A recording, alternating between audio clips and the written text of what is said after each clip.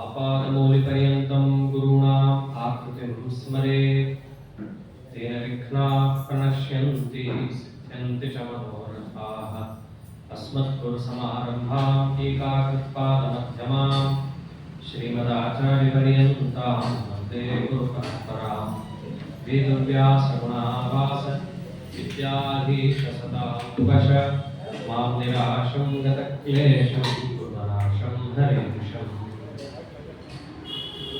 लक्ष्मीनारायणं नत्वा पूर्णबोधान् कुर्वन्नपि कुर्मः श्रीकृष्णगीतायाः भाष्यार्थसङ्ग्रहम् धर्मक्षेत्रे कुरुक्षेत्रे समवेतायुत्सवः मामकाः पाण्डवाश्चैव किमकुर्वत सञ्जयः अशोच्यानन्वशोचस्त्वं प्रज्ञावादांश्च भाषसे गतासून् अगतासूंश्च नाम शोचन्ति पंडिताः।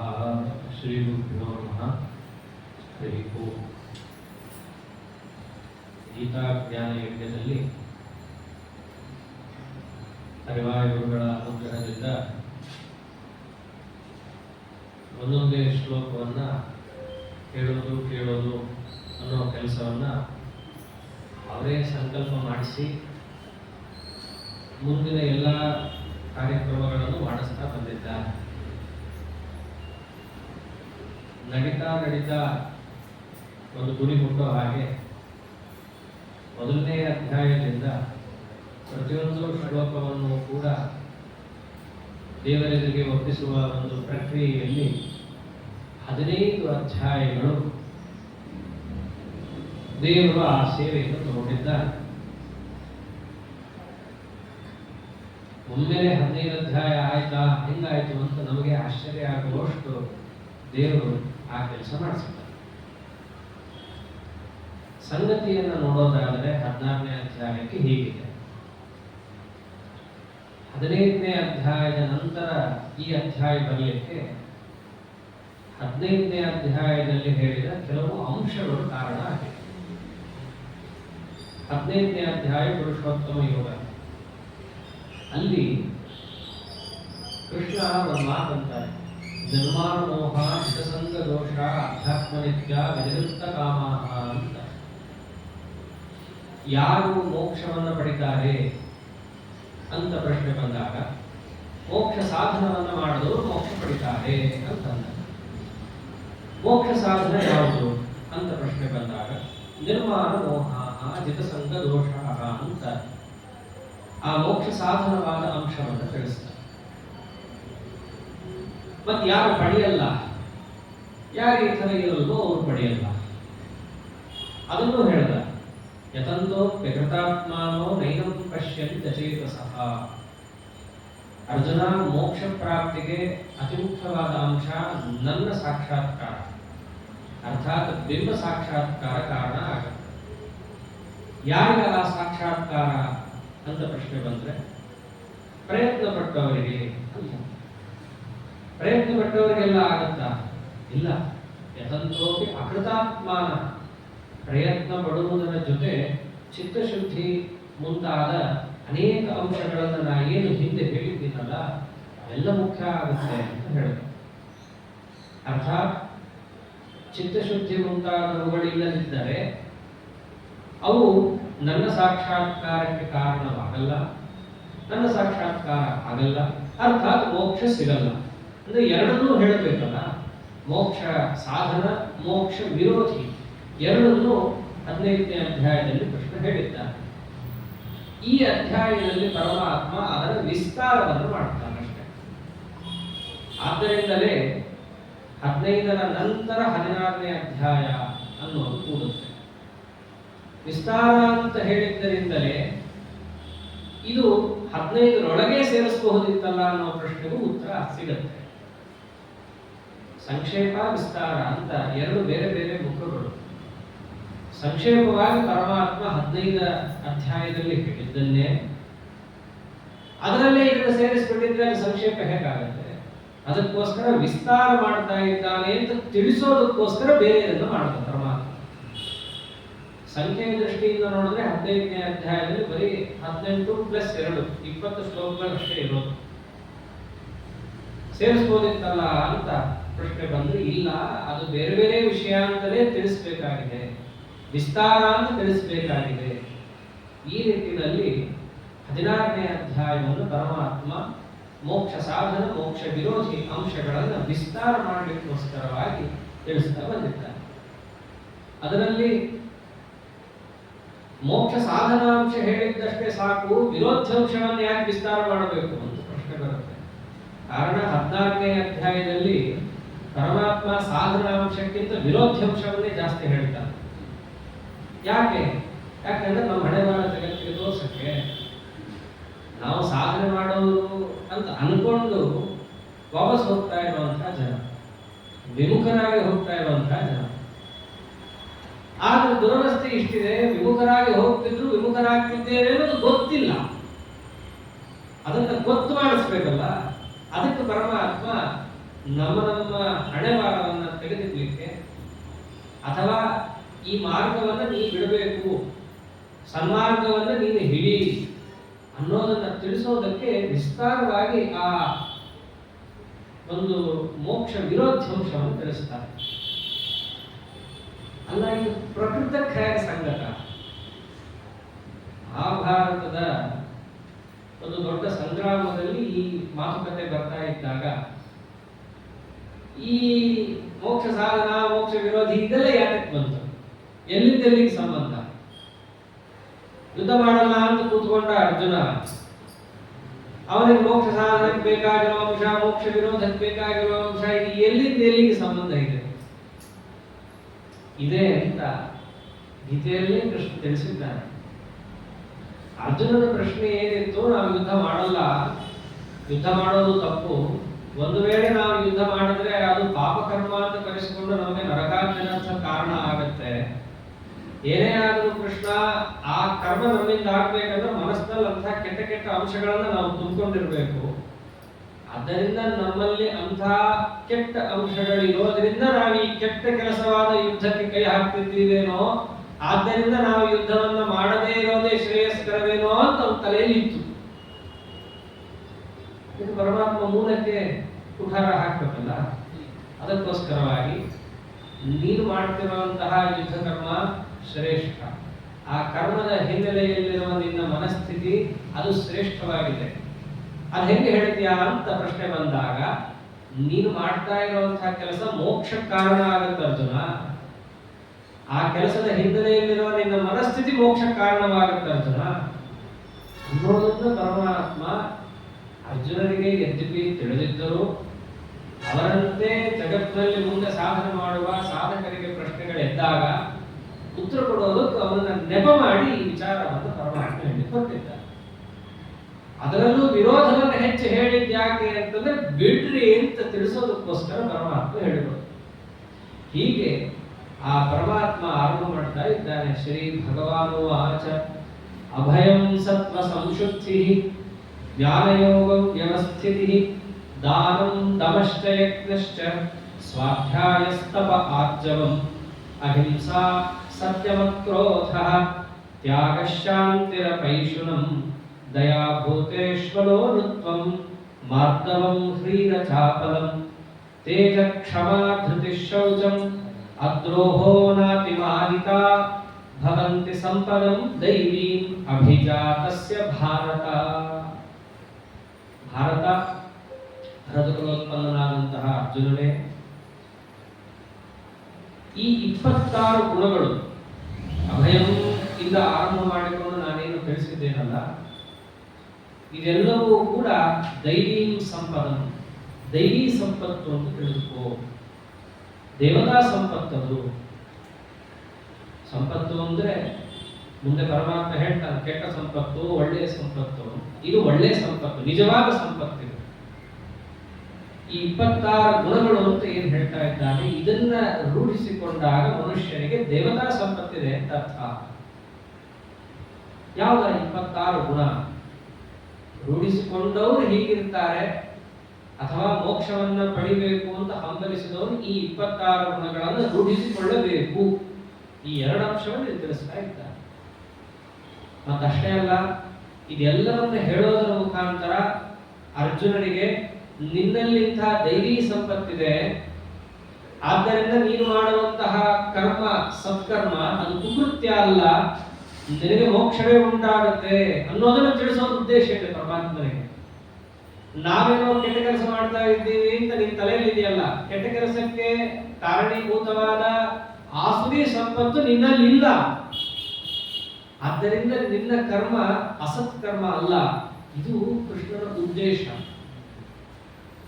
ಯಾವ ಗುಣಗಳು, ಇವೆಲ್ಲ ಗುಣಗಳೇನು ಹೇಳ್ತಾರಲ್ಲ, ಒಂದೊಂದು ಗುಣಗಳು ಮಹಾಭಾರತದಲ್ಲಿ ಪಾಂಡವರ ಒಂದು ಚಾರಿತ್ರ್ಯವನ್ನು ತೋರಿಸುವಂತ ಗುಣಗಳು ಇವೆಲ್ಲ. ಯಾವ್ಯಾವ ಆಸುರಿ ಸಂಪತ್ತು ಅಂತ ಪರಮಾತ್ಮ ಹೇಳ್ತಾನೆ, ಇವೆಲ್ಲ ಕೌರವರಲ್ಲಿ ಕಾಣುವಂತಹ ಅಂಶಗಳೇ. ಬಹಳ ಚೆನ್ನಾಗಿ ಹೇಳ್ತಾನೆ. ಮೊದಲನೇದು ಅಭಯಂ.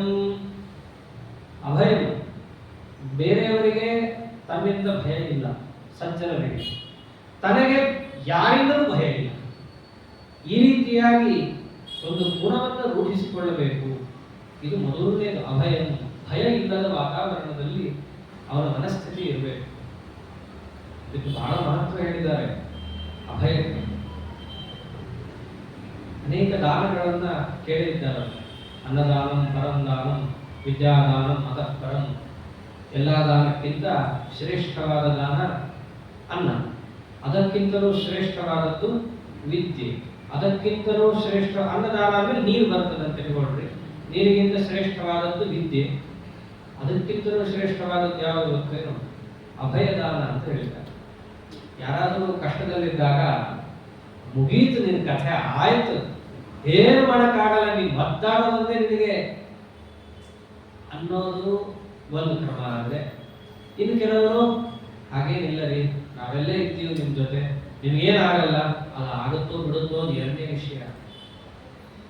ನಾವೆಲ್ಲ ಇದ್ದೀವಿ, ದೇವರಿದ್ದಾಗ ಇಂಥ ಪ್ರಸಂಗದಲ್ಲಿ ನಾವೆಲ್ಲ ನಿಮ್ ಜೊತೆ ಇದ್ದಾಗ ನಿಮ್ಗೆ ಏನಾಗಲ್ಲ, ನಾವು ಇದ್ದೀವಿ, ಧೈರ್ಯ ಹೇಳ್ತೀವಿ ಅಂತ ಅವನಿಗೆ ಭಯ ಇಲ್ಲದ ವಾತಾವರಣವನ್ನ ಸೃಷ್ಟಿಸೋದು ಅಂತಿದೆಯಲ್ಲ, ಮಾತಿಂದ ಆಗಿರ್ಬಹುದು, ಕೃತಿಯಿಂದ ಆಗಿರಬಹುದು, ಮನಸ ಅವ್ರ ಜೊತೆ ಸೈಕಾಲಜಿಕಲ್ ಅಂತಾರಲ್ಲ, ಆ ರೀತಿ ಇದ್ರೂ ಸಾಕು. ತುಂಬಾ ದೊಡ್ಡ ದಾನ ಅಂತ ಹೇಳಿದ್ದಾರೆ. ಅನ್ನ ನೀರು ಕೊಡೋದಕ್ಕಿಂತ ಹೆಚ್ಚದು. ಅನ್ನ ನೀರು ಹಾಕಿ ಬೈತಾ ಕೂಡಿಸೋದ್ರಿಗೆ ಏನು ಪ್ರಯೋಜನ? ಏನು ಪ್ರಯೋಜನ ಇಲ್ಲ.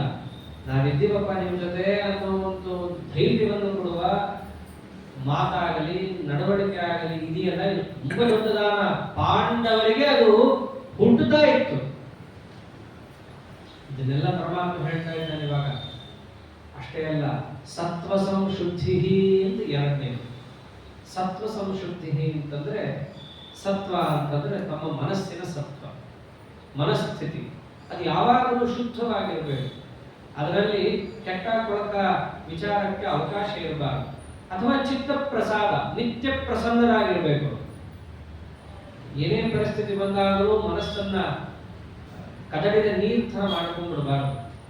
ಹೌದು, ಬಂದಿದೆ ಮುಂದೇನು, ನಾನು ಸಿಟ್ಟು ಮಾಡ್ಕೊಳ್ಳೋದ್ರಿಂದ ಅಥವಾ ಅತಿಯಾಗಿ ಆನಂದ ಪಡೋದ್ರಿಂದ ಏನೂ ವ್ಯತ್ಯಾಸ ಆಗಲ್ಲ. ಇದು ಯದ್ಯಪಿ ಪಾಂಡವರಲ್ಲಿ, ಅದರಲ್ಲೂ ವಿಶೇಷವಾಗಿ ಭೀಮಸೇನರಲ್ಲಿ ಕಾಣುವಂತಹ ಗುಣಗಳಿವೆಲ್ಲ. ಯುದ್ಧ ಪ್ರಸಂಗದಲ್ಲಿ ಧರ್ಮರಾಜರಿಗೆ ಏನೂ ಮಾಡಲಿಕ್ಕಾಗದ ಪರಿಸ್ಥಿತಿಯಲ್ಲಿ ತಲೆ ತಗ್ಗಿಸಿ ಅವರು ಕೂತಾಗ, ಯಾಕೆ ಕೂಡ್ತಾರೆ ಅಂದ್ರೆ ಚಿತ್ತಕ್ಷೋಭ ಅವರಿಗೆ, ಕಣ್ಣೆತ್ತೋದು ಸುಟ್ಟೋಗ್ತಾರೆ ಅವರೆಲ್ಲ. ಧರ್ಮಮೂರ್ತಿ ಧರ್ಮರಾಜ ಅಂದ್ರೆ ಸಾಮಾನ್ಯ ಅಲ್ಲ.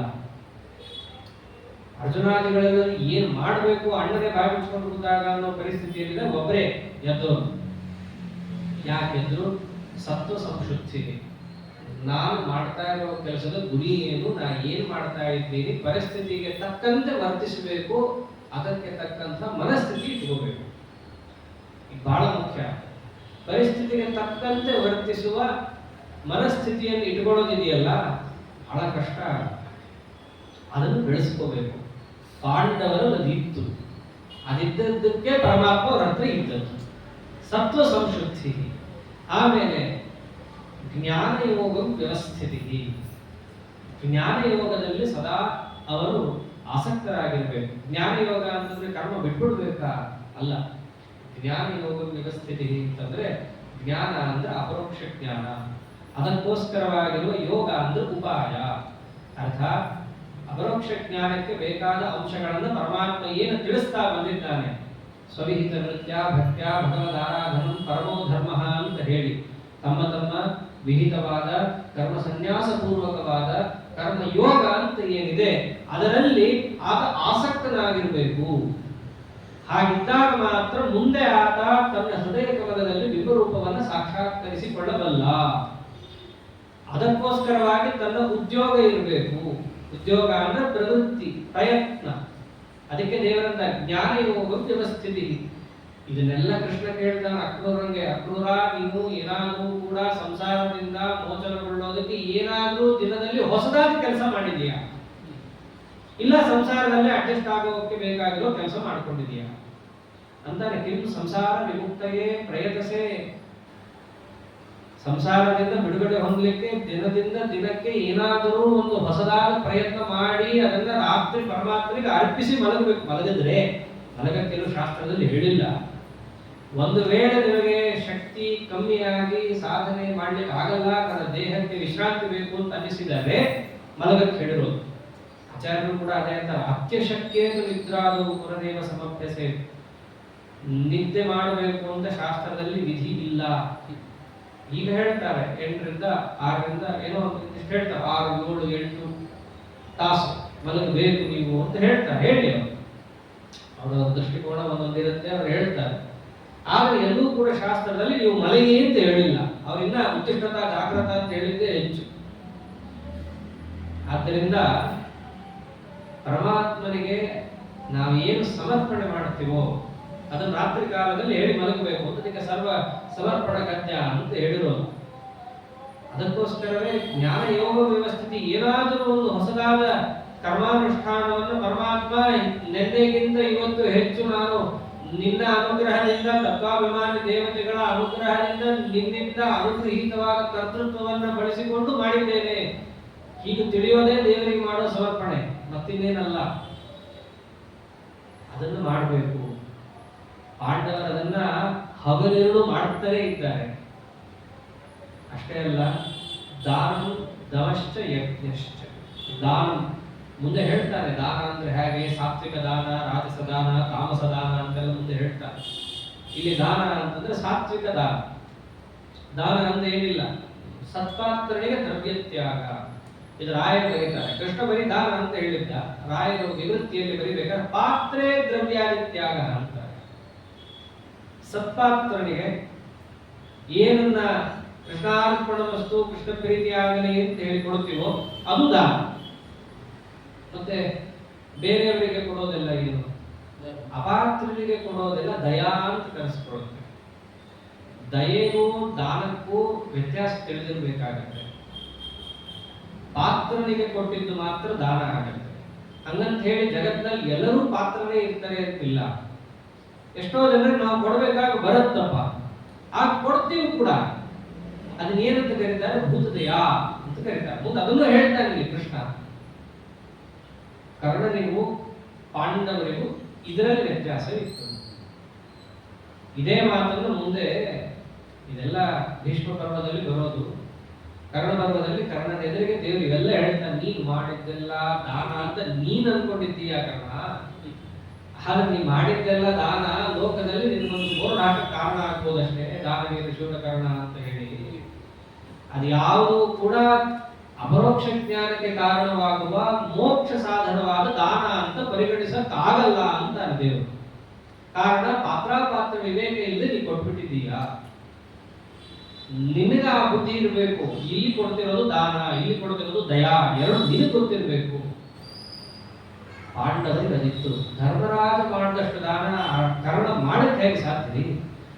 ಕರ್ಣಂದು ಎಷ್ಟು ಅಂಗರಾಜ್ಯ ಇದ್ದದ್ದೇ ಗೋಷ್ಪಾದ ಭೂಮಿ.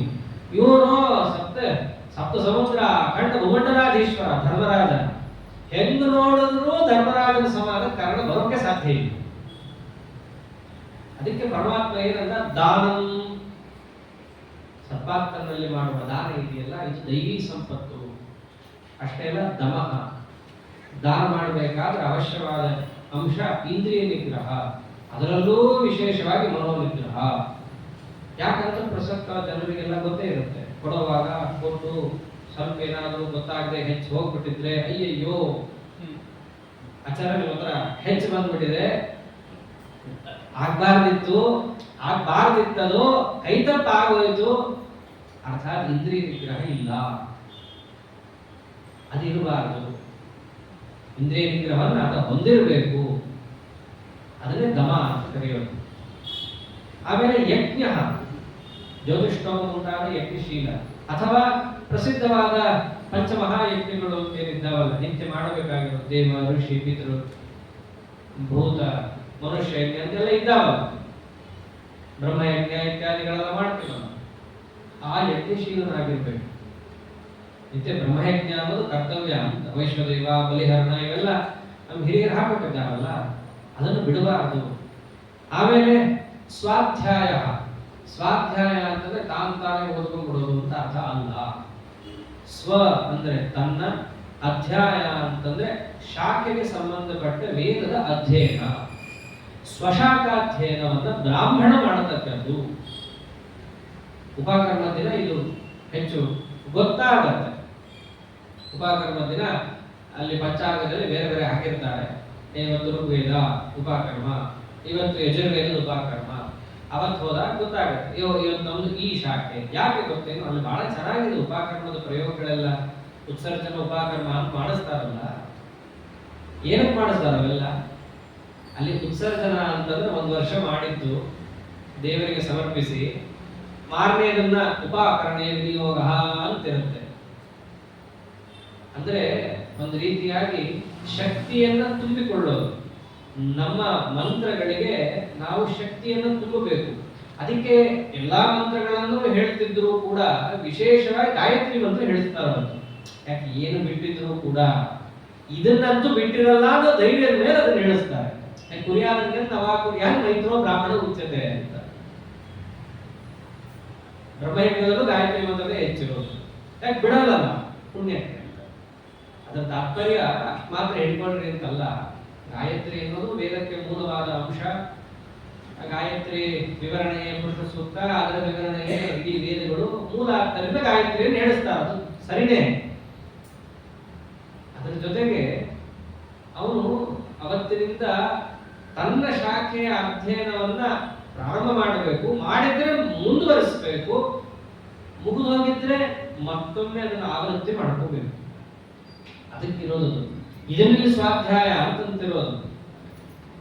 ಒಂದು ಮಾತು ಬರುತ್ತೆ, ವೇದಾಧ್ಯಯನವನ್ನ ಅವನು ಬಿಟ್ಟಲ್ಲಿ ಅಥವಾ ಮಾಡದೇ ಇದ್ದಲ್ಲಿ ಬ್ರಾಹ್ಮಣ್ಯವೇ ಇದ್ದೂ ಇಲ್ಲದಂತಾಗತ್ತೆ, ವ್ಯರ್ಥವಾಗತ್ತೆ. ಇದ್ದು ಇಲ್ಲದಂತೆ ಯಾಕಂದ್ರೆ ಇವ್ರು ಮಾಡ್ಕೊಂಡು ಹೋಗ್ತಿರ್ತಾನ, ಅಥವಾ ಇವಾಗ ಗಾಯತ್ರಿ ಮಾಡ್ಕೊಂಡು ಹೋಗ್ತಿರ್ತಾನ. ಆದ್ದರಿಂದ ಅದು ಇದ್ದು ಇಲ್ಲದಂತಾಗತ್ತೆ, ವ್ಯರ್ಥ. ಯಾತಕ್ಕೆ ಇಟ್ಕೋಬೇಕು ಅದನ್ನ? ಅವತ್ತು ಮಣ್ಣಲ್ಲಿ ಬೀಜ ಹಾಕೋದ್ರ ಉದ್ದೇಶ ಬೆಳಿಲಿ, ಹೆಮ್ಮರವಾಗಲಿ, ನೂರಾರು ಬೀಜಗಳು ಇದರಿಂದ ಬಂದು ಇನ್ನಷ್ಟು ಸಂಪದ್ಭರಿತವಾಗಿ ಸಮೃದ್ಧವಾಗಿ ಬೆಳಿಲಿರೋದು ಬೀಜ ಹಾಕ್ತಾರೆ.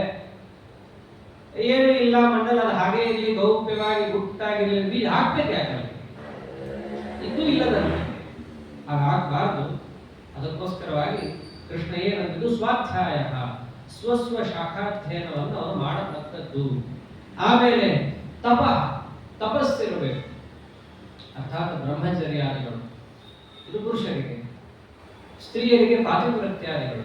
ಇವತ್ತು ವಿಶೇಷವಾಗಿ ಅದರದ್ದೇ ಹೆಚ್ಚು ಜನಪ್ರತಿತವಾದಂತಹ ಅಂಶ ಆದ್ದರಿಂದ ಅದು ಕೂಡ ವ್ರತ ತಪಸ್ಸು ಅಂತ ಕರೆಸಿಕೊಳ್ಳುತ್ತೆ. ಪಾತಿವ್ರತ್ಯ ಅಂತ ಬಂದ್ರೆ ಅದೇ ತಾನೇ ಸಾವಿತ್ರಿ. ಅದು ಲೋಕದಲ್ಲಿ ಹಾಸ್ಯವಾಗಿ ಕೆಲವರು ಹೇಳ್ತಾರೆ, ಕೆಲವರು ಪುಣ್ಯಭರಿತವಾದ ಮಾತುಗಳಿಂದ ಕೆಲವರು ಹೇಳ್ತಾರೆ. ಪಾತಿವ್ರತ್ಯ ತುಂಬಾ ಮಹತ್ವ ಹೇಳಿದ್ದಾರೆ. ಇಲ್ಲಿ ಮಹಾಭಾರತದಲ್ಲಿ ಕಥೆ ಬರುತ್ತೆ, ವನಪರ್ವದಲ್ಲಿ ಸತ್ಯವಾನನ ಕಥೆ, ಅಥವಾ ಸ್ಕಾಂದ ಪುರಾಣದಲ್ಲೂ ಕೂಡ ಈ ಕಥೆ ಬರುತ್ತೆ.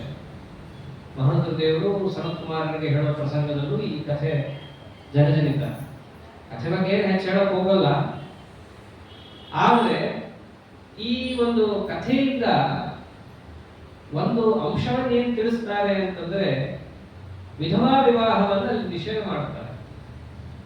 ಕಾರಣ, ಪತಿಯ ಪ್ರಾಣವನ್ನ ಯಮಧರ್ಮರಾಜರು ಎಳ್ಕೊಂಡು ಹೋಗ್ಬೇಕಾದ್ರೆ ಅನೇಕ ವರಗಳನ್ನ ಕೇಳ್ತಾಳೆ. ಕಡೆಗೆ ನನಗೆ 3 ಜನ ಮಕ್ಕಳನ್ನು ಕೊಡು ಇತ್ಯಾದಿಯಾಗಿ ಕೇಳ್ತಾಳು. ಒಂದು ವೇಳೆ ವಿಧವಾ ವಿವಾಹ ಶಾಸ್ತ್ರ ಸಮ್ಮತ ಆಗಿದ್ದೇ ಆದಲ್ಲಿ ತಥಾಸ್ತು ಅಂತ ಹೇಳಿ ವಾಪಸ್ ಕಳಿಸ್ಬೋದಿತ್ತು. ಯಮಧರ್ಮರಾಜನ ಕರಾರ್ ಇದ್ದಿದ್ದೇನು? ನಿನ್ನ ಗಂಡನ ಪ್ರಾಣವನ್ನೊಂದು ಬಿಟ್ಟು ನೀ ಏನ್ ಬೇಕಾದ್ರೂ ಕೇಳು ಅಂತ ಒಂದಿತ್ತು. ಇವಳು ಕೇಳಿದ್ದೇನು? ನನಗೆ ಮಕ್ಕಳು ಬೇಕು ಅಂತ ಕೇಳ.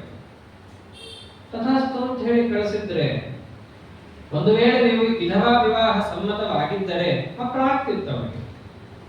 ಆದ್ರೆ ಶಾಸ್ತ್ರ ಸಮ್ಮತ ಅಲ್ಲ. ಆದ್ದರಿಂದ ಮಹಾ ಧರ್ಮಿಷ್ಠರಾದ ಯಮಧರ್ಮರಾಜರು ಅಲ್ಲ, ನಾನೇನು ಹೇಳಿದ್ದು ಅದನ್ನು ಇವಳು ಮಾಡ್ಬಿಟ್ಟಿದ್ದಾಳೆ. ಏನು? ಗಂಡನ ಪ್ರಾಣ ಬೇಕು ಅಂತ ಕೇಳಿಲ್ಲ, ಆದ್ರೆ ನಾನು ವರ ಕೊಡ್ತೀನಿ ಅಂತ ಹೇಳ್ಬಿಟ್ಟಿದ್ದೀನಿ. 3 ಜನ ಮಕ್ಕಳು 10 ಜನ ಮಕ್ಕಳು ಅದು ವಿಷಯಾಂತರ. ಅದ್ರಲ್ಲಿ ಮಕ್ಕಳು ಅಂತ ಅನ್ನೋದು ಕೊಡ್ಬೇಕು ಅಂತಂದ್ರೆ ಇವಳನ್ನ ನಾ ಏನ್ ಮಾಡ್ಬೇಕಾಯ್ತು? ಇವಾಗ ಪತಿಯನ್ನು ಹಿಂತಿರುಗಿಸ್ಕೊಡ್ಲೇಬೇಕಲ್ಲ.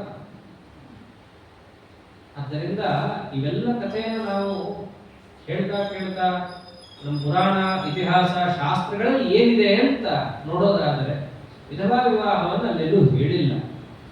ಅದು ವಿಶೇಷವಾಗಿ ವಟಸಾವಿತ್ರಿ ಹುಣ್ಣಿಮೆ, ಅದರ ಕಥಾ, ಅದರ ವ್ರತ ಇತ್ಯಾದಿಗಳ ಅನುಷ್ಠಾನ ಮಾಡ್ತಾರಲ್ಲ, ಅವರಿಗಿದು ಮನಸ್ಥವಾಗಲಿ, ಬರೀ ಬುದ್ಧಿಸ್ಥ ಅಲ್ಲ, ಹೃತ್ಗತವಾಗಲಿ ಅನ್ನೋ ದೃಷ್ಟಿಯಿಂದ ಅದನ್ನು ವಿಶೇಷವಾಗಿ ಹೇಳ್ತಾರೆ. ಅದರಲ್ಲೂ ನಾರಾಯಣ ದೇವರ ಪೂಜಾ, ಗೌರಿಹರ ಪೂಜಾ ಇತ್ಯಾದಿಗಳೆಲ್ಲ ಬರುತ್ತೆ. ಕೆಲವರು ಮಾಡ್ತಾರೆ, ಅವರವರ ಸಂಪ್ರದಾಯದಂತೆ ಅವರು ನಡೆಸ್ಕೊಂಡು ಬರ್ತಾರೆ. ಇಲ್ಲಿ ಅಲ್ಲಿ ಪಾತಿವ್ರತ್ಯದ ಬಗ್ಗೆ ಬಹಳಷ್ಟು ಮಾತುಗಳನ್ನು ಆಡ್ತಾರೆ. ಯಾಕೆ ಇಷ್ಟು ಹೇಳ್ತಾ ಇರೋದು ಅಂತಂದ್ರೆ, ಕೆಲವೊಮ್ಮೆ ಶಾಸ್ತ್ರದಲ್ಲಿ ಬರೀ ಪುರುಷರಿಗೆ ಸಂಬಂಧಪಟ್ಟಿದ್ದೇ ಹೇಳ್ಕೊಂಡು ಹೋಗಿರ್ತಾರೆ ದೇವರು. ಎಲ್ಲಿ ಬ್ರಹ್ಮಚರ್ಯ, ವ್ರತ, ಬರೀ ಇಂಥವೇ ಇದ್ದರೆ ಹೆಣ್ಮಕ್ಳು ನಮಗೆ ಸಂಬಂಧ ಬಿಡು ಅಂತ ಹೇಳಿ ಅವರು ಕೂತ್ ಬಿಡೋದಲ್ಲ. ಅವ್ರಿಗೆ ಅವರಿದ್ದೇ ಆದ ವ್ರತಗಳಿದ್ದೇ ಇದೆ. ಅದನ್ನ ತಪಸ್ಸು ಅಂತ ಕರೀತಾರೆ ವಸ್ತುತ. ಹಾಗೆ ಬ್ರಹ್ಮಚರ್ಯ ಪುರುಷರ ತಪಸ್ಸು, ಪಾತಿವ್ರತ್ಯವು ಕೂಡ ಸ್ತ್ರೀಯರ ತಪಸ್ಸು. ಅದರದ್ದೇನು ಫಲ ಅನ್ನೋದು ಅನೇಕರು ತಿಳ್ಕೊಂಡಿರ್ತಾರೆ. ಪುರಾಣಾಂತರಗಳಲ್ಲಿ ಹೆಚ್ಚೆಚ್ಚು ವಿಚಾರ ಬಂದಿದೆ. ಆದ್ದರಿಂದ ಆ ತಪಸ್ಸನ್ನ ಈಗ ಮತ್ತು ಸಾಧಕರು ಹೊಂದಿರಬೇಕು. ಆಮೇಲೆ ಆರ್ಜವಂ, ಮನಸ್ಸು, ಮಾತು, ಕೈ 3 ಕೂಡ ನೇರವಾಗಿರ್ಬೇಕು. ಮನಸ್ಸಿನಲ್ಲೊಂದು ಅಂದ್ಕೊಳ್ಳೋದು, ಹೇಳೋದೊಂದು, ಮಾಡೋದು ಇನ್ನೊಂದೇನೋ ಆಗಿರಬಾರ್ದು. ಇದಿಟ್ಕೋಬೇಕು. ಆಮೇಲೆ ಅಹಿಂಸಾಪರನಾಗಿರ್ಬೇಕು. ಅಹಿಂಸಾ ಅಂತಂದ್ರೆ ಇಲ್ಲಿ ಬೇರೆಯವರನ್ನ ಕೊಲ್ಲೋದು ಹಿಂಸೆ ಅಂತ ಕರೆಸ್ಕೊಂಡ್ರೆ, ಅಹಿಂಸಾ ಅಂದ್ರೆ ಕೊಲ್ಲದೆ ಇರೋದು.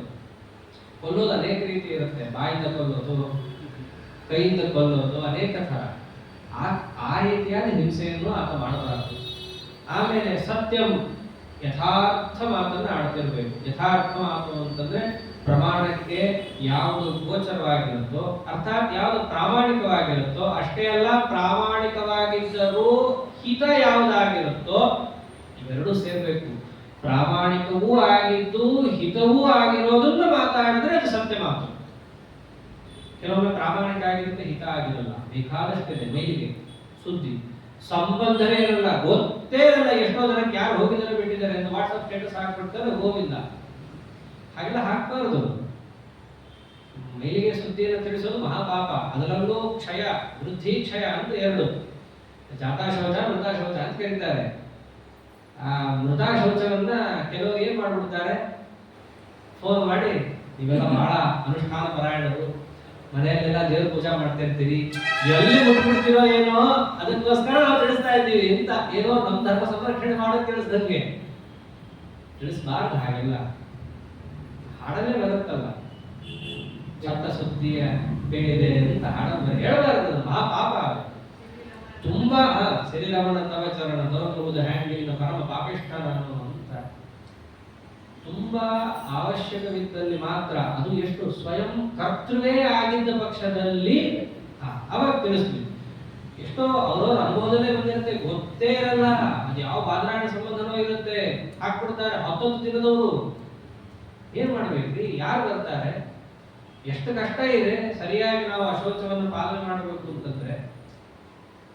ಇದೆಲ್ಲ ಒಂದು ರೀತಿ ಏನಿದು ಪ್ರಾಮಾಣಿಕವಾದದ್ದೇ ಹೇಳಿದ್ದೀವಲ್ಲ, ಸತ್ಯ ಹೇಳಿದ್ದೀವಲ್ಲ ಅಂದ್ರೆ ಅಲ್ಲ, ಅದು ಹಿತವೂ ಆಗಿರ್ಬೇಕು ಜೊತೆಗೆ.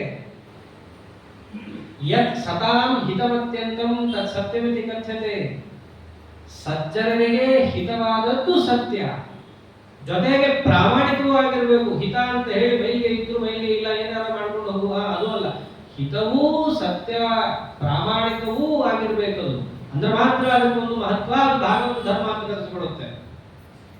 ಹಿತ ಅಧರ್ಮ ಮಾಡೋದೇ ಹಿತ. ಎಷ್ಟೋ ಜನಕ್ಕೆ ಅವ್ನಿಗೆ ಏನ್ ಬೇಕು ಅದನ್ನ ಹೇಳ್ಬಿಟ್ಟು ನಾವು ಒಳ್ಳೆಯವರಾಗೋಣ, ನಾನು ಯಾಕೆ ಕೆಟ್ಟವರಾಗಬೇಕು, ಬೇಡ ಹೇಳಲಿಕ್ಕೆ ಯಾಕೆ ಹೋಗ್ತೀವಿ, ಸುಮ್ಮನೆ ದುಡ್ಡಾಗ ನಿನ್ ಸಾಮರ್ಥ್ಯ ಇಲ್ಲ ಅಂದ್ರೆ.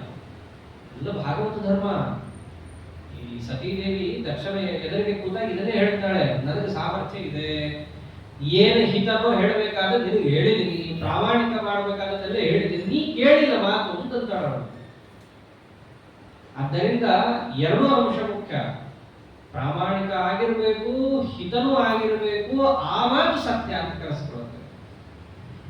ಆಮೇಲೆ ಅಕ್ರೋಧ, ಸಿಟ್ಟಿರಬಾರ್ದು. ಸಿಟ್ಟಿರಬಾರ್ದು ಅಂತಂದ್ರೆ ಏನು, ಮನಸ್ಸಿನಲ್ಲಿ ಸಿಟ್ಟಿರಬಾರ್ದು ಅಂತ. ಬೇರೆಯವರಿಗೆ ಪೀಡೆಯನ್ನ ಕೊಡಬೇಕು, ತನಗೆ ಕೊಡಕ್ ಆಗ್ತಿರಲ್ಲ, ಅದು ಕೊಡ್ಬೇಕಂತ ತಾನು ಅನ್ಕೊಂಡಿರ್ತಾನಲ್ಲ, ಅದು ಕ್ರೋಧ. ಆದಿಗೆ ಇಟ್ಕೋಬಾರ್ದು ಅಂತ ಪರಮಾತ್ಮ. ಆಮೇಲೆ ತ್ಯಾಗ. ತ್ಯಾಗ ಅಂತಂದ್ರೆ ಹಿಂದೆ ದಾನ ಅಂದ್ರೂ ತ್ಯಾಗನೇ, ಇಲ್ಲಿ ಯಾಕೆ ಮತ್ತೆ ತ್ಯಾಗ ಅಂತಲ್ಲ. ತ್ಯಾಗ ಅಂದ್ರೆ ಇಲ್ಲಿ ಔದಾರ್ಯ ಅಂತ. ಯಾರಿಗೆ ಎಷ್ಟು ಕೊಡಬೇಕೋ ಅಷ್ಟು ಕೊಡಕ್ ಇವ್ರ ಹತ್ರ ಇದ್ದಾಗಲೂ ಅದನ್ನ ಕೊಡುವ ಮನಸ್ಥಿತಿಯನ್ನು ಇಟ್ಟುಕೊಳ್ಳೋದಿದೆಯಲ್ಲ, ಇದು ಔದಾರ್ಯ. ಹೆಚ್ಚು ಅಲ್ಲ, ಕಡಿಮೆನೂ ಅಲ್ಲ. ಅವನಿಗಷ್ಟು ಬೇಕಾಗಿದೆ, ಇವರ ಹತ್ರ ಕೊಡಕ್ತಿದೆ, ಅದನ್ನು ಕೊಡುವಂತಹ ಮನಸ್ಥಿತಿ ಇದೆಯಲ್ಲ, ಇದು ಔದಾರ್ಯ. ಅದಿರಬೇಕು. ಪಾಂಡವರಿಗೆ ಅದಿತ್ತು. ಆಮೇಲೆ ಶಾಂತಿ. ಶಾಂತಿ ಅಂತಂದ್ರೆ ಪೀಸ್ ಅಲ್ಲ, ಶಾಂತಿ ಅಂತಂದ್ರೆ ಭಗವನ್ನಿಷ್ಠ ಬುದ್ಧಿ. ತಮ್ಮ ಬುದ್ಧಿಯನ್ನು ಪರಮಾತ್ಮನಲ್ಲಿ ನಿಲ್ಲಿಸುವುದು ಶಾಂತಿ. ಆಮೇಲೆ ಮುಖ್ಯವಾದದ್ದು ಅಪೈಶುನಂ, ಚಾಡಿ ಹೇಳೋದು ಬಿಡಬೇಕು. ಚಾಡಿ ಅಂದ್ರೆ ಏನು ಮುಖ್ಯವಾಗಿ ಬಹಳ ಚೆನ್ನಾಗಿ ಮಂತ್ರಾಲಯ ಪ್ರಭುಗಳಿದೆಲ್ಲ ಏನೋ ಬಿಡಿಸ್ಕೊಡ್ತಾರೆ. ತಾತ್ಪರ್ಯದಲ್ಲಿ ಭಗವತ್ಪಾದ ಹೇಳಿದ್ದೆ. ಚಾಡಿ ಅಂದ್ರೆ ಏನು, ಯಾರೋ ನೋಡ್ರಿ ಮನುಷ್ಯರು ಅಂತಂದ್ಮೇಲೆ ಯಾರಲ್ಲಿ ಏನೋ ಒಂದು ದೋಷ ಇದ್ದೇ ಇರುತ್ತೆ. ಯಾರೇನ ನಿರ್ದೋಷ ಅಂತಂದ್ರೆ ಒಂದೇ, ನಾರಾಯಣ ಮುಡೇಸರಿ ಉದೀರ್ಣ ದೋಷ ಕರ್ತಿತಂ. ಯಾರಲ್ಲಿ ಏನೋ ಒಂದು ದೋಷ ಇದ್ದೇ ಇರುತ್ತೆ. ಪಾಪ ಅವ್ರ ಮನೇಲಿ ಅವ್ರು ಏನೋ ಮುಚ್ಚಿಟ್ಕೊಂಡು ರಾಮಕೃಷ್ಣ ಅನ್ಕೊಂಡು ಕೂತಿರ್ತಾರೆ. ಅದನ್ನ ತಿಳ್ಕೊಂಡ್ಬಿಡೋದು. ಯಾರೋ ಒಬ್ರು ಎದುರಿಗೆ ಹೋಗ್ಬಿಟ್ಟು ಅವರ ದೋಷವನ್ನ ಎತ್ತಾಡಿ ಆಡೋದ್ರ ಜೊತೆಗೆ, ಒಂದು ವೇಳೆ ಆ ದೋಷವುಳ್ಳಂತಹ ವ್ಯಕ್ತಿ ಅವನಿಗಿಂತ ಕಡಿಮೆ ಇತ್ತಪ್ಪ, ಅವನಿಂದ ಏನಾದರೂ ಕೂಡ ತಪ್ಪಾಗಿದೆ ಅಂತ ಗೊತ್ತಾದ್ರೆ ಶಿಕ್ಷೆಗೆ ಒಳಪಡುತ್ತಿದ್ದ ಅನ್ನೋ ಪ್ರಸಂಗದಲ್ಲಿ ಇವ್ರು ಹೋಗಿ ಅವರನ್ನು ಬಯಸೋದು. ಅದು ಮಾಡಬಾರದು. ಸಹೃದ್ಭಾವ ಇರಬೇಕು. ಅಂದ್ರೆ ಒಂದು ವೇಳೆ ಅಂಥ ಅಯೋಗ್ಯ ಕೆಲಸವನ್ನೇ ಮಾಡಿದ್ದ ಪಕ್ಷದಲ್ಲಿ ಆಗ ಅವನಿಗೆ ದಂಡವನ್ನ ಯಾರು ವಿಧಿಸೋರು ಇರ್ತಾರೋ ಅವಾಗ ಹೇಳಬೇಕು. ಏನೋ ತಪ್ಪು ಮಾಡ್ತಾ ಇರ್ತಾರೆ ಮನುಷ್ಯರು, ಸಣ್ಣ ಪುಟ್ಟ ತಪ್ಪುಗಳಾಗ್ತಾ ಇರುತ್ತೆ, ಅದನ್ನ ತಗೊಂಡೋಗಿ ಹೇಳಿ, ಚಾಡಿ ಹೇಳಿ. ಆ ಚಾಡಿ ಶಬ್ದ ಬೇರೆ, ಕಂಪ್ಲೇಂಟ್ ಬೇರೆ, ಎರಡಕ್ಕೂ ತುಂಬಾ ವ್ಯತ್ಯಾಸ ಇದೆ. ದೇವರಂತ ಇರೋದೇನು, ತಪ್ಪು ಮಾಡಿದ್ದಾನೆ ಅಂತ ಹೋಗಿ ಹೇಳೋದು ತಪ್ಪಲ್ಲ, ಅದು ಹೋಗಿ ಚಾಡಿ ಹೇಳೋದು ತಪ್ಪು ಅಂತಾರೆ. ಪರಮಾತ್ಮ ಅಂತ ಪೈಶುನ ಅಂತ ಕರೀತಾರೆ ಅದನ್ನೇ ಸಂಸ್ಕೃತದಲ್ಲಿ ಚಾಡಿಗೆ. ದೇವರಂತ ಅಪೈಶುನಂ, ಚಾಡಿ ಹೇಳೋ ಮನಸ್ಥಿತಿ ಇರಬಾರದು. ಮಹಾಭಾರತದಲ್ಲಿ ಎಲ್ಲೇ ಹುಡುಕಿದ್ರು ಕೂಡ ಪಾಂಡವರಲ್ಲಿ ಆ ದೋಷವೇ ಇಲ್ಲ. ಆಮೇಲೆ ಭೂತೇಶು ದಯಾ, ಇವಾಗ ಹೇಳ್ತಾರೆ ಪರಮಾತ್ಮ. ದಯಾ ಭೂತೇಶ್ವಲೋನುತ್ವಂ ಮಾರ್ದವಂ ಹ್ರೀರಚಾಪಲಂ. ಎಲ್ಲಾ ಪ್ರಾಣಿಗಳಲ್ಲೂ ದಯಾ ಇರಬೇಕು. ಏನು ಧರ್ಮರಾಜನ ದಯಾ ಅಂತಂದ್ರೆ, ನಾಯಿ ಸಹಿತ ಹಿಂದೆ ಬಂದ್ರೆ ಸ್ವರ್ಗಕ್ಕೆ ನನ್ನನ್ನು ಕರ್ಕೊಂಡು ಹೋಗ್ತೀಯಲ್ವಾ, ಸರಿ ನಾ ಬರ್ತೀನಿ, ಅದು ಬರ್ಲಿ ನನ್ನ ಜೊತೆ. ನನಗೆ ಎಂಥದ್ದು ಕೊಡ್ತೇವೆ ಅಂಥದ್ದೇ ಬೇಡ, ಅದಕ್ಕೆ ಯೋಗ್ಯವಾದ ಸ್ವರ್ಗವನ್ನಾದ್ರೂ ನೀನು ಕೊಡ್ಬೋದಲ್ಲ. ಅದಕ್ಕೆ ಯೋಗ್ಯವಾದದ್ದೇ ನನ್ನನ್ನು ಹಿಂಬಾಲಿಸಿದೆ ಅಲ್ಲ. ನಮ್ಮಂತಹ ಸಾತ್ವಿಕರನ್ನ ಹಿಂಬಾಲಿಸಿ ಬಂದಿದ್ದಾರೆ ಅಂತಂದ ಮೇಲೆ ನಮಗ್ ಸಿಗುವಂತಹದ್ದು ಒಂದು ವೇಳೆ ಇಲ್ಲೇ ಇದ್ರೆ ಬೇಡ, ಅದಕ್ಕೆ ಯೋಗ್ಯವಾದದ್ದು ನೀ ಕೊಡಬಹುದಲ್ಲ. ಧರ್ಮರಾಜ ಅದಕ್ಕೆ ಅನ್ನೋದು ದಯಾಭೂತೇಶು. ಎಲ್ಲಾ ಪ್ರಾಣಿಗಳಲ್ಲೂ ಕೂಡ ದಯೆಯನ್ನು ತೋರಿಸುವಂತಹ ವ್ಯಕ್ತಿತ್ವ ಇರಬೇಕು. ದಯೆ ತೋರಿಸೋದು ಅಂದ್ರೆ ಸಿಕ್ಕಾಪಟ್ಟೆ ಅಲ್ಲ, ಅದರ ಯೋಗ್ಯತೆಗೆ ತಕ್ಕಂತೆ ದಯಾ ತೋರಿಸುವಂತಹ ವ್ಯಕ್ತಿತ್ವ ಇರಬೇಕು. ಆಮೇಲೆ ಅಲೋಲುತ್ವಂ, ವಿಷಯದಲ್ಲಿ ಭಾರಿ ಆಸಕ್ತಿ. ಆಸಕ್ತಿ, ಭಾರಿ ಆಸಕ್ತಿ ಎರಡನ್ನೂ ಬೈತಾನೆ ಪರಮಾತ್ಮ. ಆದರೆ ಮನುಷ್ಯ ಸಹಜವಾದ ಕೆಲವೊಂದು ಆಸಕ್ತಿಗಳಿರುತ್ತೆ, ಆದರೆ ಅತ್ಯಾಸಕ್ತಿಯನ್ನು ಈಗ ಬಿಟ್ಟಿರಬೇಕು. ಆಮೇಲೆ ಮುಖ್ಯವಾದದ್ದು ಮಾರ್ದವಂ, ಮೃದುತ್ವ ಇರಬೇಕು ಮನುಷ್ಯನಲ್ಲಿ. ಮೃದುತ್ವ ಅಂತಂದ್ರೆ ಕೆಲವೊಮ್ಮೆ ತನಗೆ ಕಾಯ ವಾಚ ಮನಸ ಏನೋ ಒಂದಷ್ಟು ಹಿಂಸೆಗಳನ್ನ ಯಾರಾದ್ರೂ ಮಾಡ್ತಾರೆ ಲೋಕದಲ್ಲಿದ್ದಾಗ, ಅವರ ಬಗ್ಗೆ ಕ್ರೌರ್ಯವನ್ನು ತೋರದ ನಡೆ ನುಡಿ ಇತ್ಯಾದಿಗಳು ಇರಬೇಕು. ಕಾರಣ ಎಷ್ಟೋ ಬಾರಿ ದುಷ್ಟರೇ ಅದನ್ನು ಮಾಡ್ತಾರಂತಿಲ್ಲ, ಸಾತ್ವಿಕರೇ ಸಜ್ಜನರೇ ಪ್ರಸಂಗವಶಾತ್ ಏನೋ ಅಂತಾರೆ ನಮಗೆ, ಅಂದ್ರು ಬಿಡು ಹೋಗ್ಲಿ, ಅವರು ನಮಗೆ ಜೋರು ಮಾಡಂದ್ರು ಅಂತಂದ್ಮೇಲೆ ಏಟಿಗೆ ಎದುರೇಟು ಅನ್ನೋ ಹಾಗೆ ಅವರಿಗೆ ತಕ್ಕಂತೆ ಉತ್ತರ ಕೊಡುವಂತ ಇವೆಲ್ಲ ಯಾಕೆ ಸಾಹಸ? ನಾವು ಜನರ ಮಧ್ಯೆ ಇದ್ದೀವಿ ಅಂತಂದ್ಮೇಲೆ ಎಷ್ಟೋ ಬಾರಿ ಸಹೃದಯರೇ ಆಗಿದ್ದರೂ ಕೂಡ ಜೋರಾಗಿ ಮಾತಾಡ್ತಾರೆ. ಏನ್ರಿ ಹಿಂಗ್ಯಾಕೆ ಅನ್ಕೊಂಡ್ರಿ ನೀವು ಅಂತಾರಪ್ಪ. ಅವ್ರು ನನಗೆ ಹೆಂಗಂದ್ರು ಜೋರಾಗಿ ಅಂತ ಹೇಳಿ ತಾನೂ ಕೂಡ ಅದೇ ಧಾಟಿಯಲ್ಲಿ ಉತ್ತರವನ್ನ ಕೊಡದ ಮನಸ್ಥಿತಿಯನ್ನು ಇಟ್ಕೋಬೇಕು. ಇದು ಮಾರ್ಗದ ಮೃದುತ್ವ. ಆಗ ಹೋಗಿದೆ ಬಿಡ್ರಿ, ಏನೋ ಅದೇ ನಮಗೆ ಮಾಡಿಸುತ್ತಪ್ಪ, ಇನ್ನೊಮ್ಮೆ ಹಿಂಗ ಆಗ್ಬೇಕು ಹಂಗ ಆಗ್ಲಿ. ಇದು ಸಾತ್ವಿಕರಲ್ಲಿ ಸಜ್ಜನರಲ್ಲಿ ಯಾರ್ಯಾರು ಅಂದಾಗ ಹಿಂಗೆ ಕೂತ್ಕೊಳ್ಳೋದಲ್ಲ. ಪರಮಾತ್ಮ ಅಂದಾಗ ಮಾರ್ಗದ ಸಾತ್ವಿಕವಾದ ಮೃದುತ್ವ ಇರಬೇಕು ಮನುಷ್ಯನಲ್ಲಿ. ಆಮೇಲೆ ಹೃದಯ ನಾಚಿಕೆ ಇರಬೇಕು. ಎಲ್ಲಿ ನಾಚಿಕೆ ಇರಬೇಕು? ತಪ್ಪಾದ ಕೆಲಸಗಳಾದಾಗ ನಾಚಿಕೆ ಇರಬೇಕು. ಎಷ್ಟೋ ತಪ್ಪಾಗಿರೋ ಕೆಲಸಗಳಾಗುತ್ತೆ, ಎಷ್ಟೋ ಬಾರಿ ಏಕಾದಶಿಯನ್ನು ಮಾಡ್ಲಿಕ್ಕೆ ಆಗಲ್ಲ, ಎಷ್ಟೋ ಸತ್ಕರ್ಮಗಳನ್ನ ಅನುಷ್ಠಾನ ಮಾಡಕ್ ಆಗಲ್ಲ. ಹಣೆ ಬಾರಕ್ 3 ಗಾಯತ್ರಿ ಸಹಿತ ಮಾಡಕ್ ಆಗಲ್ಲ. ಹೊತ್ತಿಗೆ 100 ಗಾಯತ್ರಿ ಬೇಡ, 3 ಹೊತ್ತು ಸಂಧ್ಯಾವಂದನೆ ಮಾಡಕ್ ಆಗಲ್ಲ. ಇಲ್ಲಿಗೆ ಬಂತು.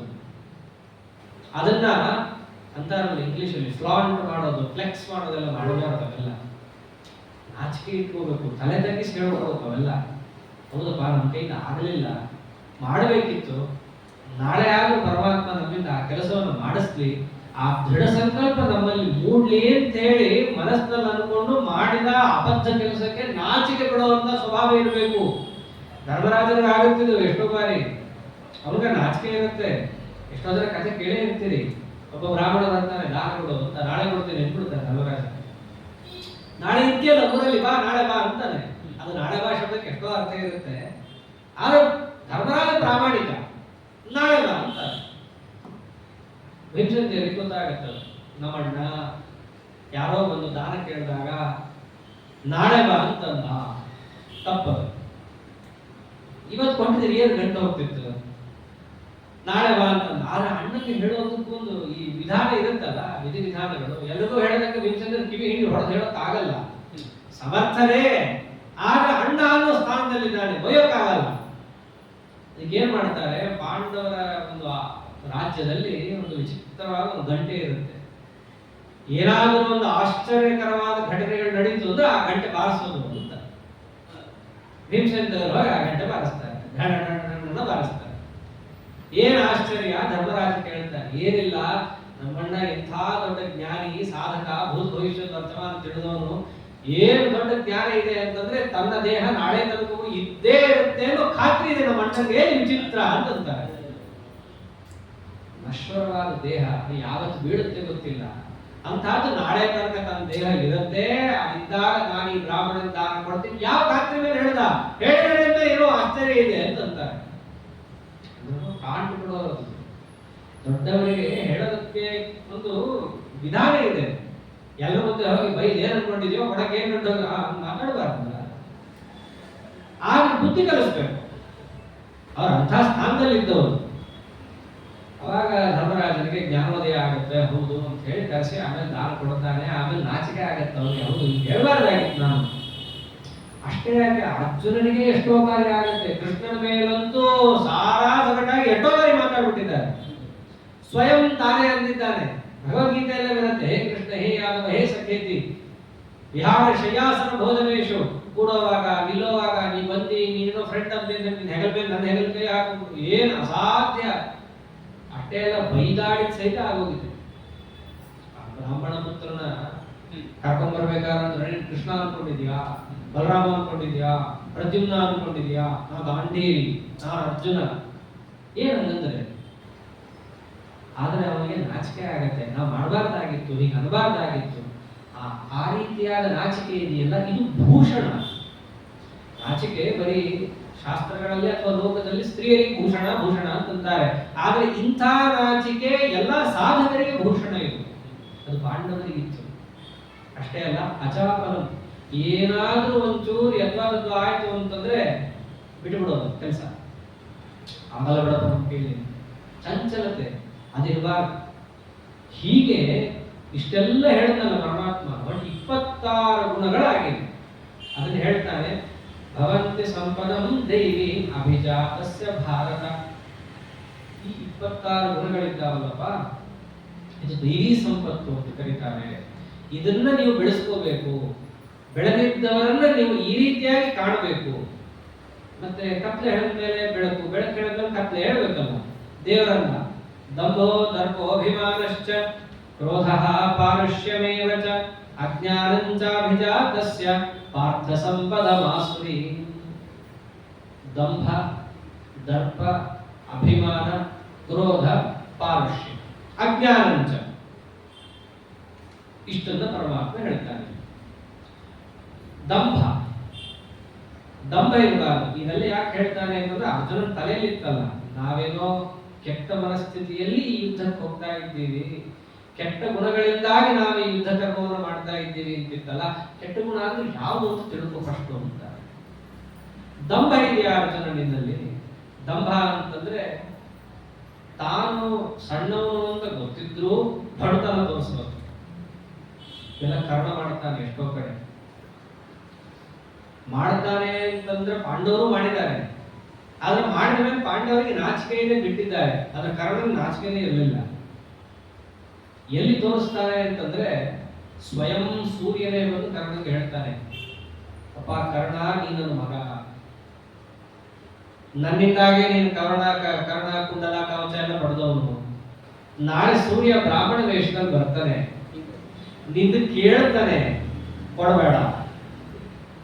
ಅವ್ರು ಕೇಳಿದ್ರು ನೀ ಕೊಡಬೇಡ, ನಾ ಹೇಳ್ತಿದ್ದೀನಿ ಕೊಡಬೇಡ. ಅಪ್ಪನೇ ಬಂದು ಹೇಳಿದ್ದಾರೆ, ಕೇಳಬೇಕಾದ್ರೆ ಮಾತು ಇಲ್ಲ. ದಂಭ ಗೊತ್ತಿದೆ ತನ್ನ ಯೋಗ್ಯತೆ ಏನು, ಒಂದು ವೇಳೆ ಕೊಟ್ಟರೆ ಏನಾಗುತ್ತೆ, ಯಾವ ಸ್ಥಿತಿಗೆ ಹೋಗ್ತಾನೆ, ಅವನಿಗೆ ಎಲ್ಲಿ ತನಕ ಕವಚಗಳಿರುತ್ತೋ ಅಲ್ಲಿ ತನಕ ಅವನ ಪರಾಜಯ ಇಲ್ಲ ಮೇಲ್ನೋಟಕ್ಕೆ. ಆದ್ರೆ ಮಹಾಭಾರತದಲ್ಲಿ ಎಷ್ಟೋ ಬಾರಿ ಅದನ್ನು ಭೀಮಸೇನ ಎತ್ತೆತ್ತು ಹೇಳ್ತಾರೆ, ಕರ್ಣ ನೀನು ಆ ಕವಚ ಹಾಕೊಂಡಿದ್ರು ನಿನ್ನ ಹೊಡಿತಿದ್ದೆ ಅಂತ ಎಷ್ಟೋ ಬಾರಿ ಹೇಳ್ತಾರೆ ಈ ಮಾತನ್ನ. ಅವನಿಗೊಂದು ಮನಸ್ಥಿತಿಯಲ್ಲಿ ಕವಚ ಇರುವ ತನಕ ತಾನು ಸುರಕ್ಷಿತ. ಸೂರ್ಯ ಬಂದೇ ಹೇಳ್ತಾನೆ, ಬೇಡ, ನಿನಗೆ ಯೋಗ್ಯತೆ ಇಲ್ಲ, ಕೊಡಬೇಡ. ನಾನು ಹೇಳ್ತಾ ಇದ್ದೀನಿ, ಯಾಕೆ ಗೊತ್ತಲ್ಲ, ಇಂದ್ರದೇವರು ಸೂರ್ಯ ದೇವರೆಲ್ಲ ಒಂದೇ ಇದರಲ್ಲೇ ಬರ್ತಾರೆ, ಒಂದೇ ಸ್ವರ್ಗಲೋಕ, ಗೊತ್ತಿರೋದೇ ವಿಷಯ. ಇಲ್ಲ, ನಾನು ನಾಳೆ ಕೊಟ್ಟೆ ಕೊಡ್ತೀನಿ. ಯಾಕೆ ದಂಭ ತೋರಿಸ್ಕೋಬೇಕು. ಯಾಕಂದ್ರೆ ಅವನದೇ ತಲೆಯಲ್ಲಿ ನಾಳೆ ಏನಾದರೂ ಕೂಡ ಬಂದಾಗ ನಾ ಕೊಡದಿದ್ರೆ ಎಲ್ಲ ಕೀರ್ತಿ ಹಾಳಾಗುತ್ತೋ. ಅಂದ್ರೆ ಅವ್ನು ದಾನ ಮಾಡಿದ ಯಾತಕ್ಕೆ? ಕೀರ್ತಿ. ಜಗತ್ತಿನಲ್ಲಿ ಯಾರೇ ಒಂದು ಕೇಳಿದ್ರು ಕೂಡ ಕರ್ಣ ಇಲ್ಲ ಅಂತಲಿಲ್ಲ, ನಾಳೆ ಕರ್ಣದೇ ಇಲ್ಲ ಅಂತ ಆಗ್ಬಿಡ್ತಾನೆ. ಹಂಗಾದ್ರೆ ಆ ಬುದ್ಧಿ ಇಲ್ಲ ಅವನಿಗೆ. ಯಾತಕ್ಕೆ ಮಾಡೋದು? ದಂಭ. ಆದ್ರೆ ಕಡೆ ತನಕನೂ ಕರ್ಣಕ್ಕೆ ಅದರ ಬಗ್ಗೆ ಪಶ್ಚಾತ್ತಾಪನೆ ಬರಲಿಲ್ಲ. ಹೋಗಲಪ್ಪ ದಾನನಾರು ಸರಿ ಮಾಡೋದನ್ನ ಅದು ಮಾಡಿಲ್ಲ, ವ್ಯಾಪಾರ ಮಾಡಿದ್ದು ಕಡೆಗೆ. ಅನೇಕ ಪ್ರಘಟ್ಟಿಕೆಗಳಿದೆ. ಅದ್ರ ಒಳಗಡೆಯಿಂದ ಅವನು ಕೂಡ ಸೂರ್ಯಾಂಶನೇ ಅಲ್ಲ. ಸಹಸ್ರವರ್ಮ ಅನ್ನೋ ಆವೇಶ ಇತ್ತು, ಅಸುರಾವೇಶ ಇತ್ತು, ಅದು ಬೇರೆ ವಿಷಯ. ಅವನ ಕವಚವನ್ನ ಕಿತ್ತಿ ಕೊಡಬೇಕಾದ್ರೆ ಆ ವೇದನ ಅಂತಿದ್ದಲ್ಲ, ಯಾರೇ ಕೊಡ್ತಾರೆ. ಒಬ್ರು ಕಿತ್ಕೊಡ್ರಿ ಅಂದ್ರೆ ಕಿತ್ಕೊಡಕ್ಕಾಗಲ್ಲ. ಅಂತಹದ್ದು ಹುಟ್ಟದಾಗಿಂದ ಇದ್ದಂತಹ ಆ ಕವಚವನ್ನ ಕಿತ್ತಿ ಕೊಡಬೇಕು ಅಂತಂದ್ರೆ ಬಹಳಷ್ಟು ನೋವಾಗುತ್ತೆ. ಇಂದ್ರದೇವರಿಗೆ ಕಣ್ಣ ನೀರು ಬಂದ್ಬಿಡುತ್ತೆ ನೋಡಿ. ಏನ್ ಬೇಕು ನಿನಗೆ ಅಂತ ಕೇಳಿದಾಗ ನನಗೆ ಈ ನೋವು ಹೋಗ್ಬೇಕು ಅಂತ ಪ್ರಶ್ನೆ. ಇಂದ್ರದೇವರು ತಥಾಸ್ತು ಅಂತ ನೋವು ಹೋಗುತ್ತೆ. ಇನ್ನೇನು ಬೇಕು ಅಂತ ಕೇಳ್ತಾರೆ, ನೀನು ಶಕ್ತಿಯಾಗಿ ಧರ್ಮಗಳು ಅಂತ ಕೇಳ್ತಾರೆ. ನೆಕ್ಸ್ಟ್ ಕೊಟ್ಟಿದ್ದಕ್ಕೆ ಏನಾದ್ರು ಪ್ರತಿಯಾಗಿ ಕೇಳಿದ್ದಕ್ಕೆ ಕಾರಣ ಏನೇನು ಬೇಕಿತ್ತು? ಕೊಡೋದಷ್ಟೇ ನಂದು, ಬೇಡಲ್ಲ ನಾನು. ಈ ಪ್ರಸಂಗ ಎಷ್ಟೋ ಬಾರಿ ಪಾಂಡವರಿಗೆ ಬರುತ್ತೆ. ಚಿತ್ರರಥ ಅನ್ನೋನಿಗೆ ಚಿತ್ರರಥ ಹೆಸರು ಬಂದಿದ್ದೇ ಒಂದು ವಿಚಿತ್ರ. ಅರ್ಜುನ ರಥ ಸುತ್ತ ಹಾಕಿ ಧ್ವಂಸ ಮಾಡಿಬಿಡುತ್ತಾನೆ. ಆ ಗಂಧರ್ವರು ಆಕ್ರಮಣ ಮಾಡಕ್ಕೆ ಬಂದಾಗ ಪಾಂಡವರನ್ನ, ಅವನ ರಥವನ್ನ ಸುಟ್ಟು ಅಗ್ನೇಯಾಸ್ತ್ರದಿಂದ ಸುಟ್ಟು ಬಿಡುತ್ತಾನೆ ಅರ್ಜುನ. ಅರ್ಜುನನ ಪಾಂಡಿತ್ಯವನ್ನು ನೋಡಿ ಆ ಚಿತ್ರರಥ ಪೂರ್ಣ ಆಶ್ಚರ್ಯ ಮಂತ್ರಮುಗ್ಧರಾಗಿ ನಿನಗೇನು ಬೇಕು ಕೇಳು ಅಂತಂತಾರೆ. ನನಗೆ ನೀನು ಕೊಡೋದು ಬೇಕಾಗಿಲ್ಲ ಅಂತ ಅರ್ಜುನ.